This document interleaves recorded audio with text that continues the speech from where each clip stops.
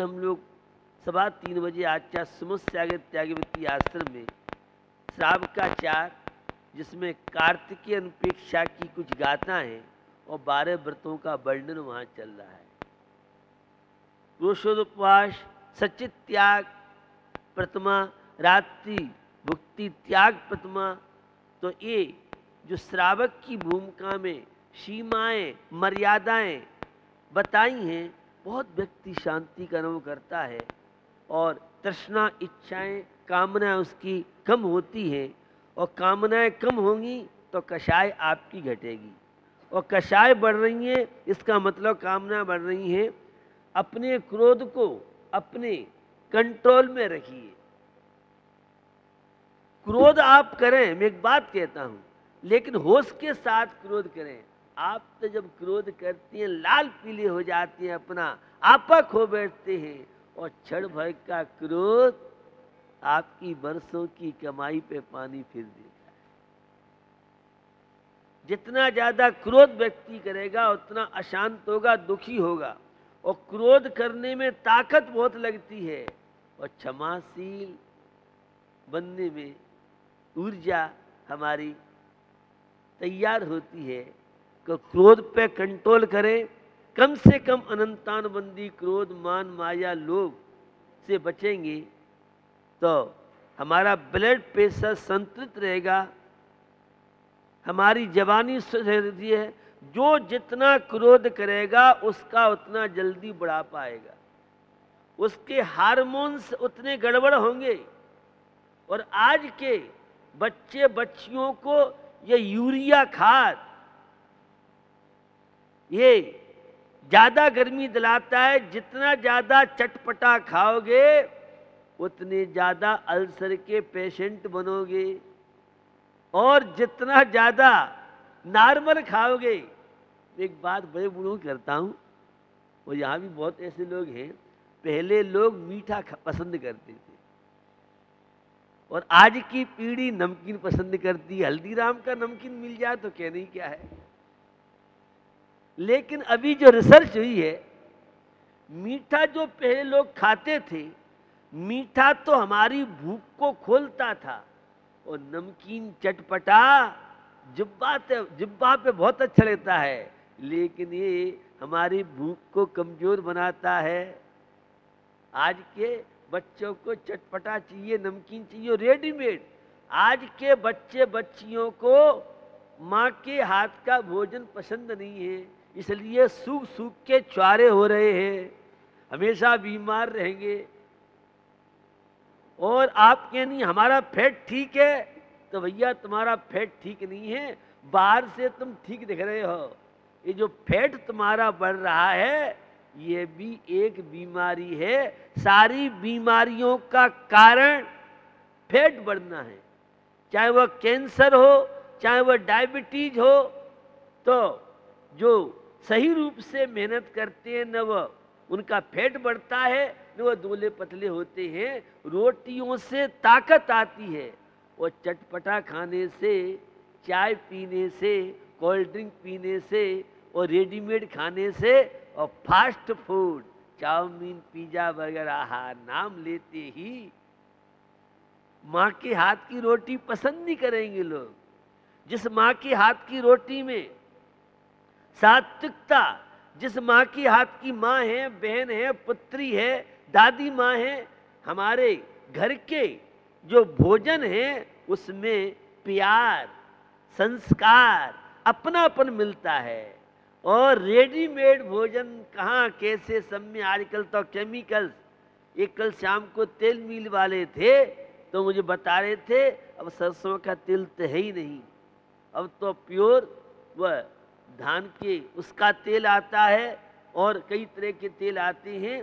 तो आज मिलावट इतनी है, हर चीज में मिलावट आपको मिलेगी। वो हमारे शरीर में जो 20-25 वर्ष में जवानी आती थी, वह जवानी आज 10 और 8 और 12 वर्ष में जवानी आती है, उसके परिणाम बड़े घातक हैं। यह कहना चाह रहा हूं आज के छात्र छात्रा, युवा युवती, बंधमपंथियों को गुस्सा तो ऐसे भरा हुआ है, जरा सी बात हुई और तत्काल टेंशन। जितना ज्यादा क्रोधी होगा उसका उतनी मेमोरी कमजोर होगी।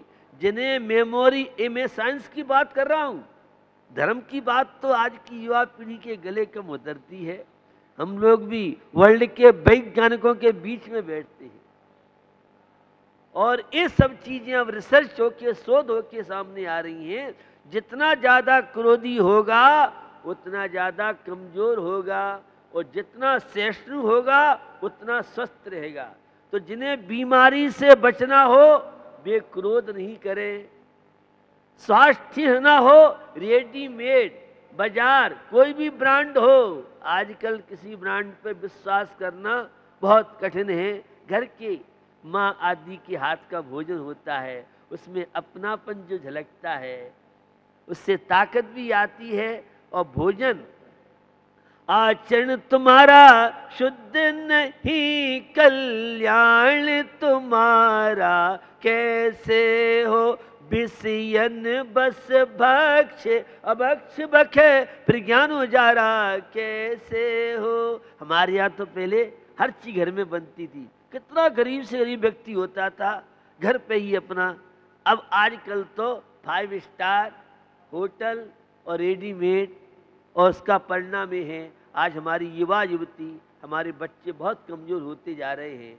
छोटे छोटे बच्चों को आजकल ऐसी ऐसी बीमारियां हो रही हैं जो इलाज की स्थिति को प्राप्त हो रही हैं। तो निश्चित हमारे खान पीन, तो क्रोध हमारी ऊर्जा को नष्ट करता है और सहिष्णुता हमारी ऊर्जा को बढ़ाती है। आज अपनों की बात किसी से सहन नहीं होती है, दूसरा कुछ भी कह दे दूसरे से पिट लेंगे, और घर में किसी ने जरा सा बोल दिया तो फिर केकई का महल आजकल बहुत पसंद करते हैं।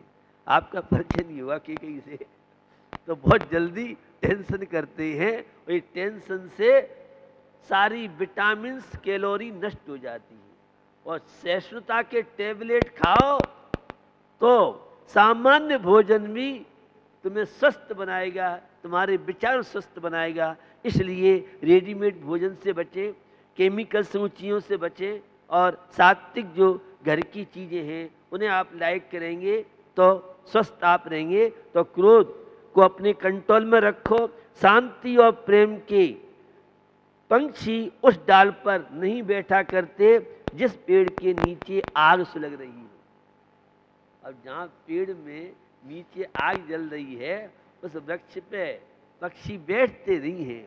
तो क्रोध रूपी अग्नि पर शांति और प्रेम, सहिष्णुता, आनंद, प्रसन्नता रूपी पक्षी बैठते नहीं हैं।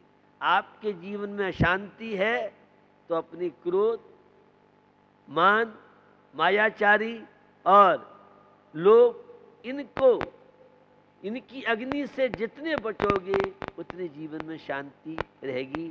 आज ब्लड प्रेशर जिस छात्र छात्रा का और युवा युवती का असंतुलित नहीं है तो वह युवा नहीं कहलाएगा। माने ब्लड प्रेशर का असंतुलित होना या तो हाई हो या लो हो, ऐसा है नहीं। लेकिन आज की जीवन शैली आपको बता रहा हूं, ये ब्लड प्रेशर क्या है? टेंशन, तनाव। पिताजी ने जरा सा कह दिया बेटा मंदिर जाओ, ये काम मत करो, कैसे कह दिया, अब बस चले तो पिताजी को वहीं हिल्ले लगा दे। और मम्मी की बात को तो कोई सुनता नहीं है आजकल, बच्चे बच्चियां। पापा अगर समझदार हैं तो जरूर उनकी बात पे ध्यान देते हैं। तो जितना ज़्यादा फीलिंग, आजकल एक फीलिंग कैंसर चला है, मुझे नहीं मालूम आपको मालूम है कि नहीं मालूम है। और फीलिंग ऐसा कैंसर है, जरा जरा सी बातों को लेकर के, और बिना गंगा जमुना नदी की नदी बह जाती है। अगर माँ ने थोड़ा सा पूछ लिया बेटा ये लेट क्यों हो गए, वही वही गंगा जल शुरू हो गई, गंगा नदी आ गई। तो माँ ने मेरे से पूछ क्यों लिया? एक पिता ने पूछा बेटा 1000 रुपये दिए और उसका हिसाब दिया। अरे पिताजी ने पूछ दिया। बस इसी बात को जरा सा टोका टाकी कर दे और वो मम्मी पापा के अपोजिट में खड़े हो जाते हैं। ये आज की जीवन शैली की बात कर रहा हूँ। लेकिन बहुत बच्चे बच्चियाँ, युवा युवती जो अपने माता पिता को सम्मान देते हैं, उनके जीवन में शांति रहती है। उनके जीवन में वे खतरे से बचते हैं।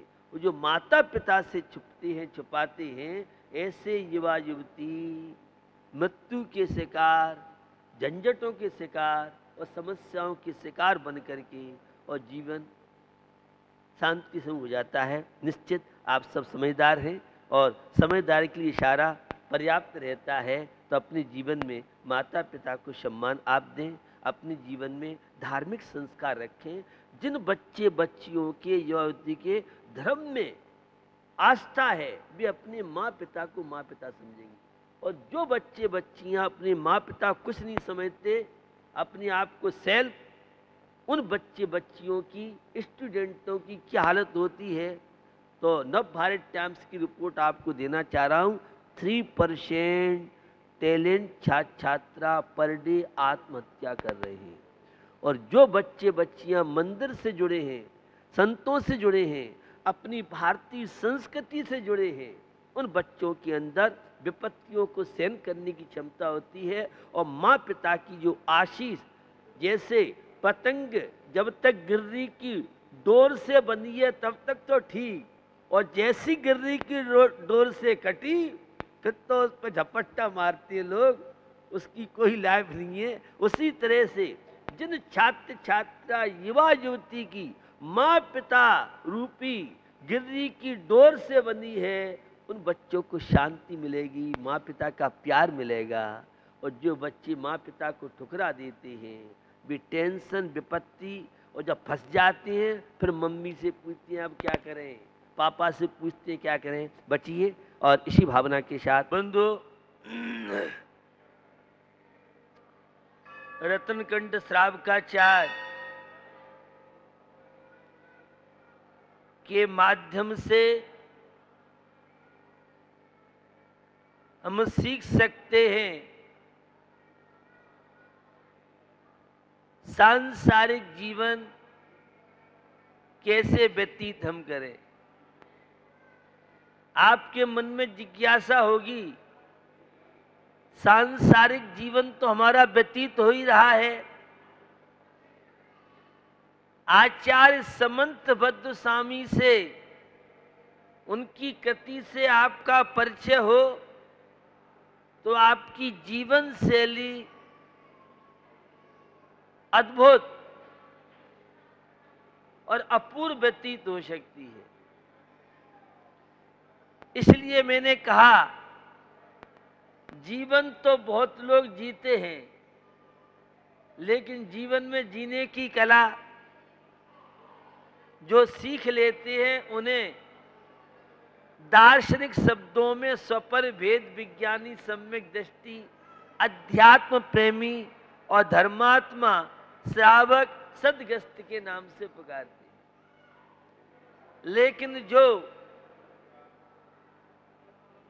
स्वामी समंत भद्र से अपरिचित रहते हैं, धर्म से विमुख रहते हैं, ऐसे युवा युवती और स्टूडेंट का जीवन डिप्रेशन से गुजरता है। आचार्य समंत भद्र स्वामी के द्वारा रत्नकंठ श्रावकाचार्य एक अद्भुत कृति विश्व के प्राणियों के समक्ष उनने रखी। हजारों वर्ष पहले यह कृति रची गई थी, लेकिन आज भी इस कृति का उतना महत्व जितना कि पहले महत्व था। यहाँ सम्यक दर्शन का प्रसंग चल रहा है। सभी लोग जानते हैं, प्रायकर धर्मात्मा लोग हैं, स्वाध्याय प्रेमी हैं, 7 तत्वों का सिद्धांत करना सम्यक दर्शन है, सच्चे देव शास्त्र गुरु पर विश्वास करना सम्यक दर्शन है, शरीर से आत्मा भिन्न यह सम्यक दर्शन की परिभाषा है।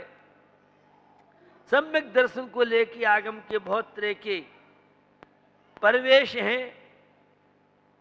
कौन सम्यक दृष्टि बन सकता है? तो पूज्यपाद स्वामी ने कहा पंचेंद्री हो, भव्य हो, संगी हो, पर्याप्तक हो और सैनी हो, वही धर्मात्मा सम्यक दृष्टि बनने के योग्य है। और जो मिथ्या मार्गों में चल रहा है, भौतिक विलासिता से जीवन गुजार रहे हैं, ऐसे लोगों का जीवन निरंतर संघर्षों से व्यतीत होता है। इसलिए जीवन में सम्यक दर्शन की, जीवन में समीचीन आस्था की, जीवन में धर्म के प्रति विश्वास की बहुत आवश्यकता है। इस सम्यक दर्शन की चर्चा के दौरान 8 अंगों का पालन और 25 दोषों का परित्याग, ये हमारे भावों को निर्मल बनाने में, आत्मविश्वास के जगाने में माध्यम कार बनता है। इसी प्रसंग को